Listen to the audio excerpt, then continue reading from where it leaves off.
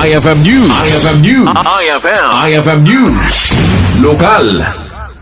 Balaygi anay sayangkat ito muna a Fire Activity Youth Response Olympics iti Central Terminal iti Syudad Tilawag iti Abril 17, 2026. Tinasao nga aktibidad ket babaen iti panangorganisar ti Local Youth Development Council nga indulwan ni Youth Development Officer 4 Mr. Harold Domingo iti panakibinnolig ti SK Federation ti Syudad Tilawag iti panangidaulo ni PPSK President Michael Christoph Agustin kan iti Bureau of Fire Protection iti panangimaton ni Fire Senior Inspector Edison M. Reyes, Acting City Fire Marshal.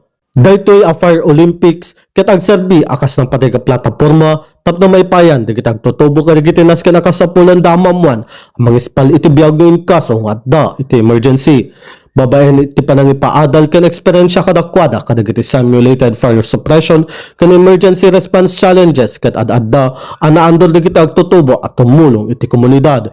Ti panangipakita iti gagar, disiplina ken panagtitinulong digiti nga agtutubo ang nakipagpaset ket mangpaneknek asa andalaing a leader iti bigat no digat aktibo akadwa iti PFP. Para iti IFM News, Idol Rain Santos Tatok, IFM IFM News. IFM News.